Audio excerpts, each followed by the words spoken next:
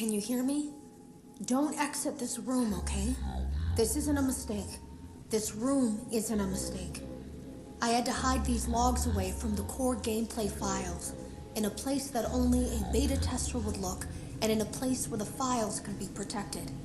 I just really hope that the next development team finds this before the game is released to the public. This game has some kind of malicious code in it that we haven't been able to fully contain or even understand for that matter. We're over budget and out of time. But that's not the reason that we're shutting down. Listen, I have to keep this short so the file size will be small enough to fly under the radar. There are more. They may not be in order. I saw it for the first time today. There was a character I couldn't make out who it was, standing at the end of the hall. I thought it was just bugged out, so I made a note of it and kept playing. But then it was looking in the window, and not like Chica or Bonnie would. It was like it was actually looking in the window, seeing what I was doing. I heard a pretty heated conversation this morning between Dale, our manager, and someone else on the line. It really feels like this project is in trouble, in no small part because of the lawsuit, I'm sure. There has to be a lawsuit, there's no way there isn't. It happened in this building just a few doors down from me.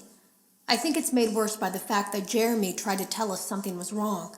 But as a dev team, we all just saw it as a challenge to find what the problem was and fix it. Who could have known that? I have to go. You ever heard of a guillotine paper slicer? It sounds made up, but it's an actual piece of office equipment. I didn't even know we had one in the supply room. I guess they're more common at businesses that do a lot of graphic design work. I remember seeing one when I was still in school, and even then, I knew how dangerous it looked. I was always afraid of losing a finger.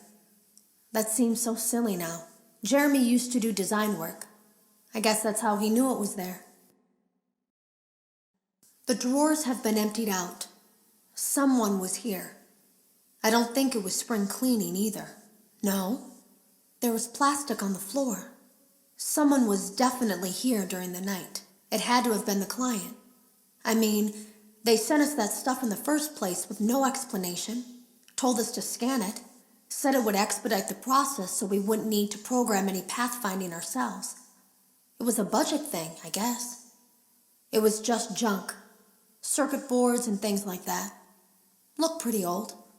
Somehow, though, there was usable code on some of it. It seemed to take hold by itself. Things started changing. But then, he started appearing.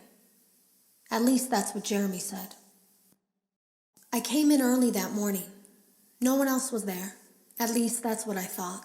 The supply room was lit. I didn't even notice Jeremy standing in the testing room as I walked past. The supply room was so bright, glowing from all the way down the hall. Jeremy complained of nightmares when he came in this morning. He wasn't talking about it like someone telling a friend about his dreams, though. He was pale. Looked like he hadn't eaten in days.